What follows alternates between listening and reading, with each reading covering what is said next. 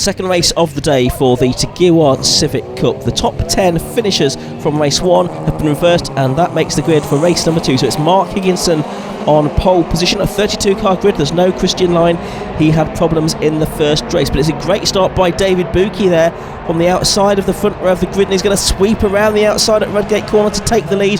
Ben Sharp trying to follow him, and it's those two drivers that are disputing the Class A Championship, as someone going wide through the gravel trap there. That I think was Mark Gibbons in hit the 1-2-3 car that we're on board now with number 5 Mark Hughes as he drives through Hollywood and down through the Craner curves for the first time. In the first race he came up the order to finish in 20th position.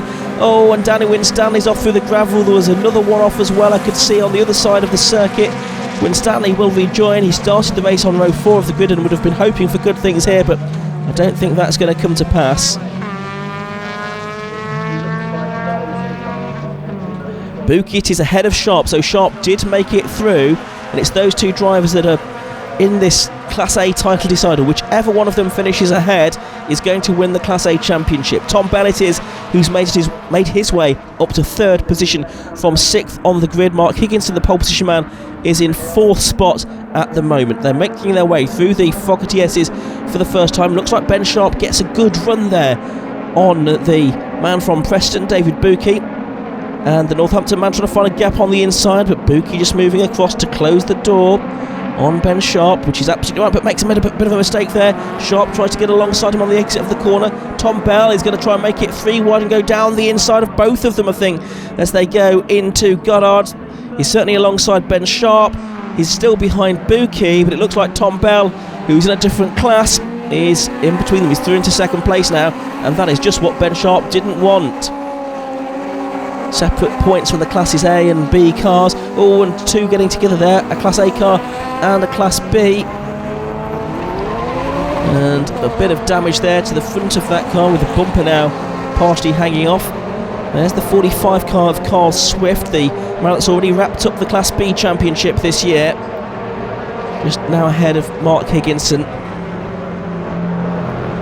Great sight these Civics make. So it's Buki leading, Tom Bell 2nd, Ben Sharp in 3rd position. Past where Starkey's Bridge used to stand and up towards the left-hander at Schwantz Curve, now towards McLean's, the right-hander, about halfway around the lap. Ben Sharp, the man from Northampton, will be desperate to get ahead of Tom Bell here, because he needs to get on terms with David Buki. He needs to be able to take the fight to him. He can't do that just at the moment. There's Martin James, who was our winner, of course, in race 1. That meant that he started 10th on the grid in this one, so work for him to do.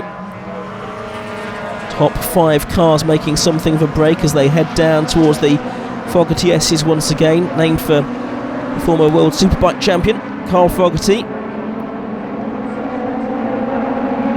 So it's Buki with Bell alongside him now. A very different line taken by Buki on this lap, you'll notice, without Sharp trying to get up his inside. Sharp does get up the inside, though, of Tom Bell. Now, can he hold on to this? Can he hold on to 2nd position? Into the braking area for Goddard. It looks like Bell has got his nose back in front of Mark Grice, I think that is, sticking his nose up the inside as well. And it's now 2 cars between the 2 Class A front runners, because Mark Grice goes through to 3rd position as well. Buki still leads. It's Bell 2nd, Grice 3rd, 4th now is Ben Sharp. Not what he wanted at all. And the red lights go on. The race is being stopped. Now, why is this, I wonder? Oh, now there's 2 cars off there. That's on the exhibition straight, so that's a very strange place to go off. Let's have a look then at what's gone on right in the background. You can see that's Joe Locke. Oh, he's been into the barrier, he's bounced off it. Danny Winstanley was the other driver involved, and he was, I think, probably going to escape that until Locke bounced back across his path. So that's quite a nasty impact there. I think that'll be into concrete barriers for Joe Locke. And he spins, and yes, that's when he collects Winstanley. Restarted race then from a new grid. No Winstanley, no Locke, no Anthony Turner, and no Carl Swift either. So the reigning champion or the new champion I should say, having to sit this one out. Still though, Class A to be decided. and it's Spooky that leads, from Bell in second, Sharp in third position, and everybody else trying to be fourth as they head through Redgate Corner for the first time. And now down through Hollywood they go. So does this new start give new hope to Ben Sharp, who went up? He'd just lost third position overall to Mark Grice at the initial start, so he's effectively gained one place back because the grid went back to the order at the end of lap 1, so that's maybe a slight reprieve for him, but he needs to find a way past Tom Bell, and then he needs to take the fight to David Buki, who's still leading this race in his 1.6 litre Class A car. We've seen at some circuits the 1.6 cars with their different weight limits are a match for the 2 litre machines, the more modern cars, and next season they'll all be competing for the same pot effectively, but this year still divided into the 2 classes.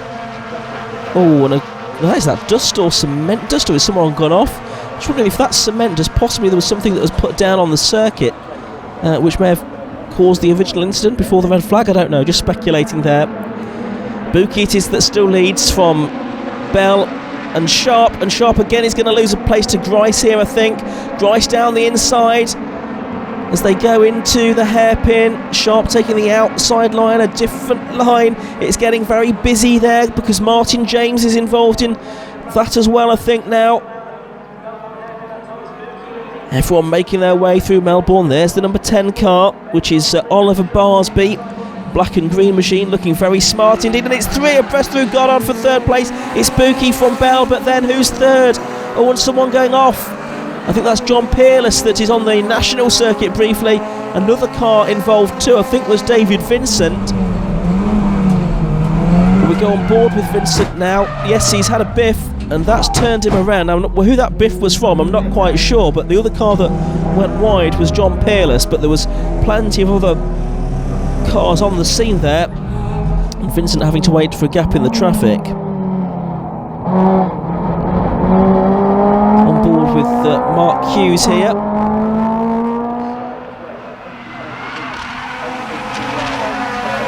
Well, the lead has changed. It's still Buki ahead in Class A though, crucially, as we see the red and yellow number 27 car of James Griffith go through.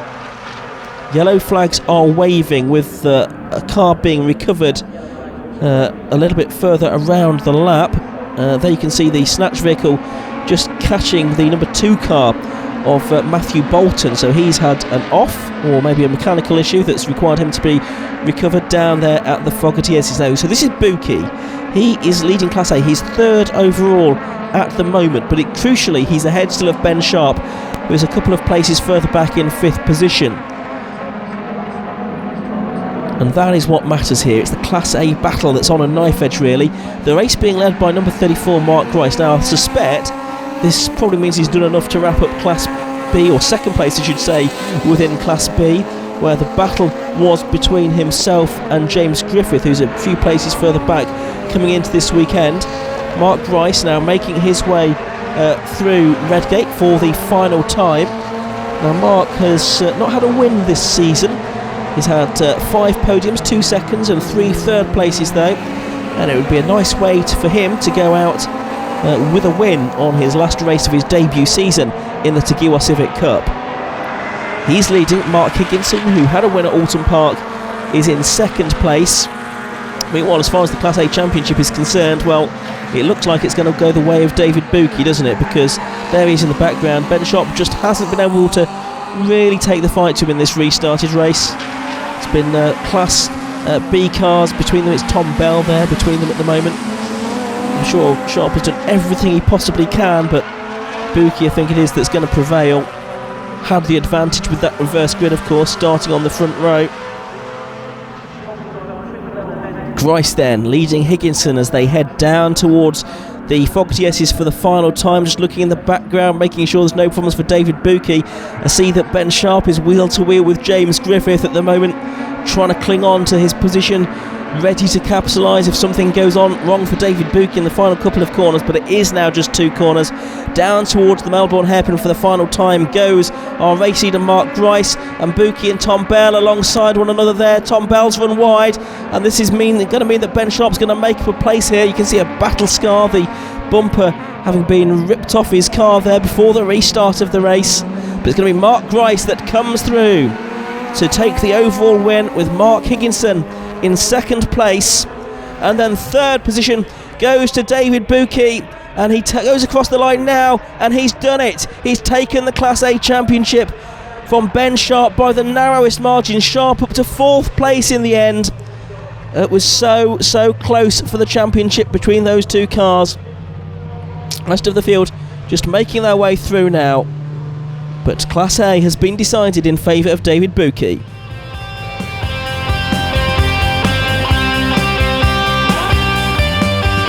Confirmation of those results then, Mark Grice getting the win by 1.2 seconds from Mark Higginson. The gap between Buki and Ben Sharp was just 0.8 of a second, so Buki won the championship by 0.8 of a second effectively. Third place within Class A went the way of Chris Coomer. Further down the order, Mark Hughes, another good drive from him, another 9 places made up.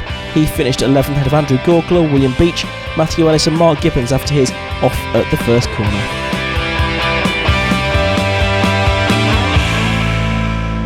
As you can imagine, a very emotional David Buki down here, third place in the race, first in class, and this year's 2016 champion. David, many congratulations. Thanks. How does it feel? Oh, unbelievable. You know, last year finishing joint points, coming back and winning it this year, I couldn't have. I don't know what to say. Ben Sharp has definitely made it hard for you as well. Oh yeah, I mean he's a fantastic driver, along with Chris as well. You know, coming into this weekend. It could have been anyone's, couldn't it? But although the Class A has been a small grid this year, you know, the racing's been far from small. It's been an amazing season, and some quick lads in that class. It has definitely been top quality. What was going through your mind in that final race? You know what you got to do, and you know things can go wrong. Well, when the red flag came out, I thought, oh no, here goes, we're going to get re-gridded. And when we got re-gridded, but not in single file, I was like, oh, flipping it, that's put Ben back in the... You know, because obviously I got a EP3 between, but I knew I had to get to that corner first, and I did, and I made it stick, and I just carried on. David, many congratulations, a deserved champion. Good luck for next year as well. Thank you very much. Cheers.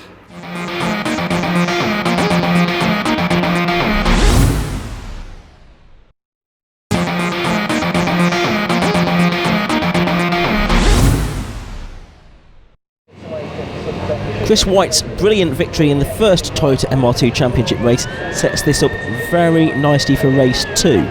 Essentially now he needs 6 more points than Jim Davis in this race to win the championship. They start alongside one another on the front row of the grid, and it's White from pole position that makes the best of the starts. Davis just a foot or so behind him, I think, as they head up towards Redgate Corner for the first time, but Davis trying to sweep around the outside. He can't do it. If the result is the same as race 1, where White wins with fastest lap and Davis is third, then that is good enough for White to win the championship. So he needs a car between himself and Jim Davis, essentially. As we watch this battle going on in the midfield, down through the Craner curves. Well over 30 cars here, but one of them is off, and that's Martin Farrelly, number 9. He's off into the gravel trap on the very first lap of the race. He'll do well to get out of there. Certainly the marshals will need to assist him. Now for the lead is White. Davis in second at the moment, but is Lewis Ward about to separate them? We'll find out when they get up to Coppice Corner. The rest of the field making it through McLean's. It looks like Ward is going to separate them, and Jim Davis just cannot afford for this to happen. He's staying with them all the way around the outside. Stuart Nichols in fourth place. He's got a brilliant view of this. Davis has got back in front, and Davis is trying to, or Nichols is trying to get ahead of Ward as well. On to the brakes goes Jim Davis, heading off into the sunset now down there at the Melbourne hairpin. So it's Nichols that's gone through to third. Ward is in fourth place. Nichols started this race 6th on the grid. The grid for race 2 of the Toyota MR2 Championship races is set by the fastest lap times from race 1, so it gives it a nice shuffle around. Nichols finished race 1 back in 8th place. There's the number 83 car of William Gallagher, making it 3 wide a bit further back. But there it is, Chris White, number 2, in the lead of the race, but Jim Davis in second position. Now if it stays like this, this will be just enough for Jim Davis to wrap up the championship. So he's got a curious kind of race to drive here. No, he doesn't need to go absolutely flat out to go for the win, but he does need to finish ahead of everybody else if Chris White is still ahead of him. So he's got a bit of a compromise drive, I think, ahead of him. There's Ben Rowe and Paul Cook, Dawn Tunbridge. Yellow flags now waving. What is that for? I think, yes, that's going to be for Martin Fowley's car that's being recovered, I think, that was off on the first lap. On board with Maxine Nichols, the third of the Nichols family. Stuart up there in the top four. And it looks like her father, Mick Nichols, just ahead of her at the moment. Now, he was unfortunately excluded from the first race in the end because he missed those black and orange and then black flags that were being shown to him because of the damage to the front of his car that the officials were concerned about. Maxine making her way through. She finished 21st in race 1 in car number 17. That's 3rd and 4th. Stuart Nichols and Lewis Ward. They're just dropping away really from the first two now. Now, this is good news for Jim Davis in that they have dropped other potential threats. As I say, if it finishes like this is good enough for Jim Davis, and with no cars immediately behind to separate them and change the destination of the championship, then I think he'll be okay with how this race is panning out at the moment. Down towards the Melbourne hairpin they go once again. So White, who drove from 6th to 1st in race number 1.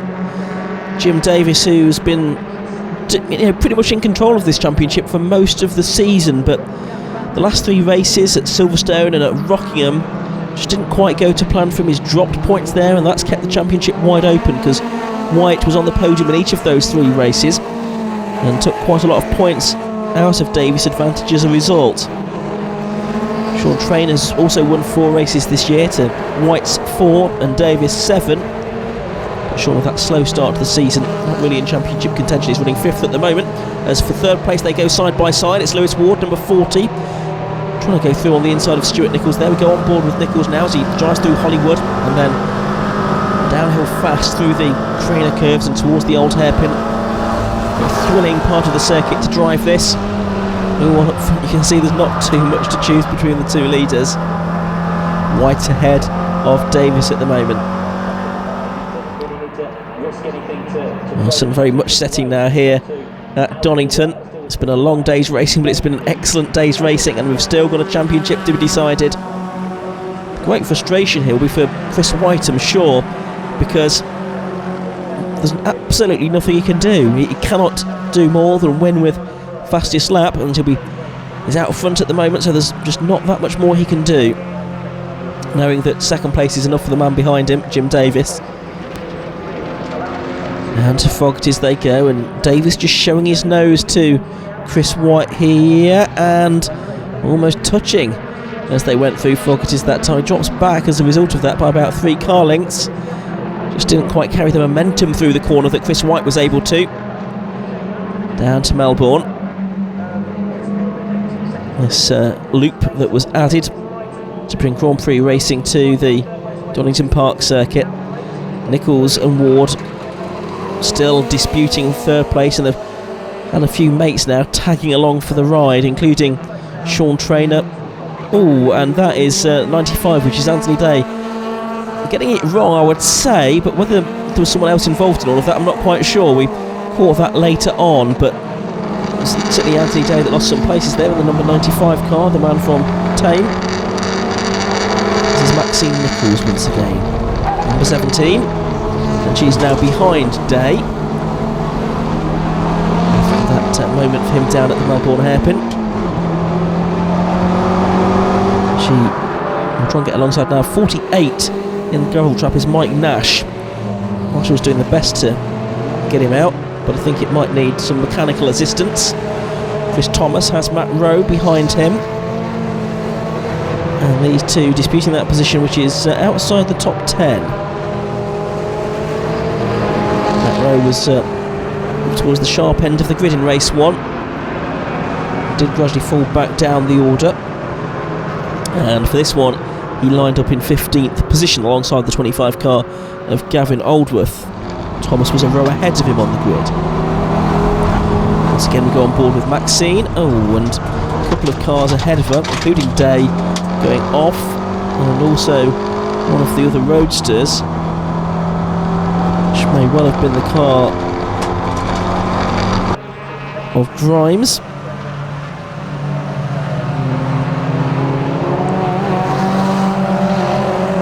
So here are the two leaders. The gap between them a bit more pronounced now, between White and Davis, but still Davis absolutely fine with second place. They are lapping one of the cars. I think that's Martin Farrelly, who must have got himself out of the gravel trap, in fact. Yes, it is, but he's doing the right thing and he's letting the quicker guys through. Also saw the 16 car there of Andy Winterton a lap down as well.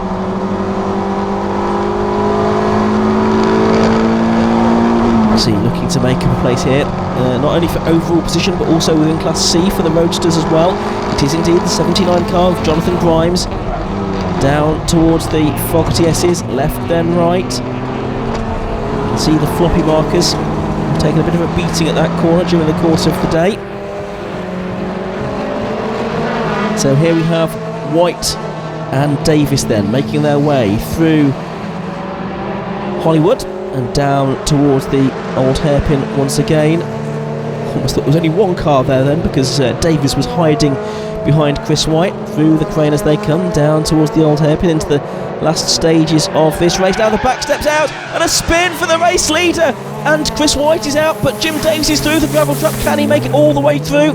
He's keeping his foot down. The marshal getting pebble dashed there with the gravel that's being shot up.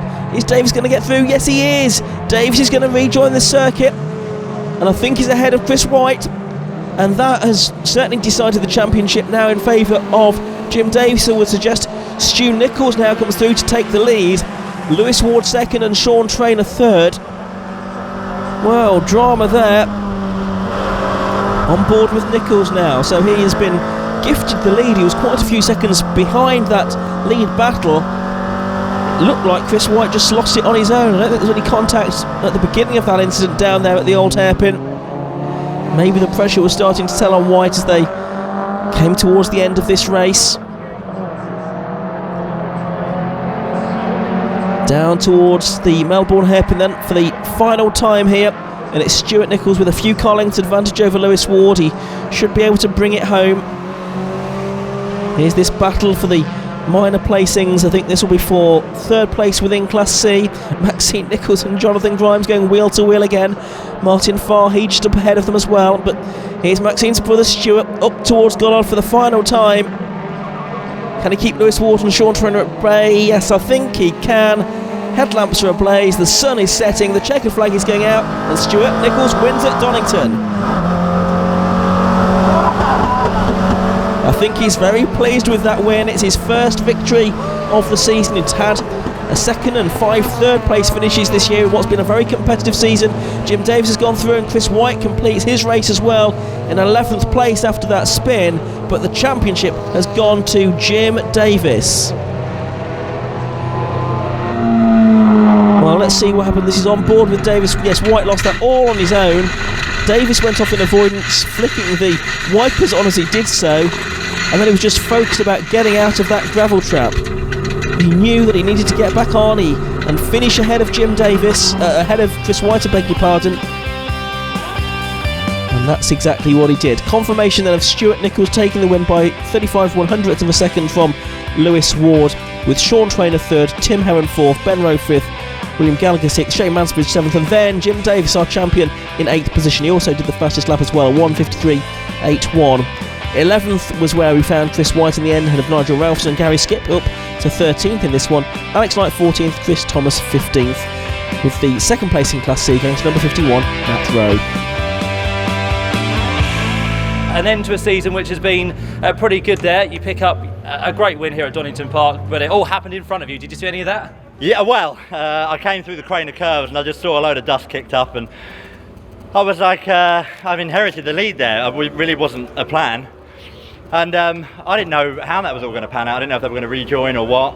I had just such a cracking battle with Lewis and Sean in that entire race, and I drove the widest roadster out there, so I was really pleased with the result. I just had a brilliant start, just really got my nose in front. Wanted to get involved in the top 3, that was my plan for this race. And yes, plans do come together sometimes. It's very close. You've done it apparently by 1 point, but you are the 2016 MR2 champion. Well done. Amazing. Well, I wanted it to be close. You know, we're all brilliant drivers. We've got the best drivers in the series, I reckon. Stellar lads. Wouldn't have been possible without Rogue Motorsport. Matt, Patrick, Lynn. Sorry, I'm starting to get emotional. They do an absolutely fantastic job of looking after me, looking after the car, and it just wouldn't have been possible without them. I'm going to ask, you know I am, what happened on that last lap with Christian? I don't think there was any contact, was there? No, I just thought I'd keep the pressure on to show that I'm not a walkover. And he locked up going into the old hairpin and spun sideways, and I avoided him by going in the gravel and just managed to keep it going. Well, it's all come your way. You've done a great job this season, Jim. Many congratulations on the championship. Thank you very much. Well, that's all we've got time for here at Donington Park. I do hope you've enjoyed this season of 750 Motor Club Racing. From all of us here, it's goodbye.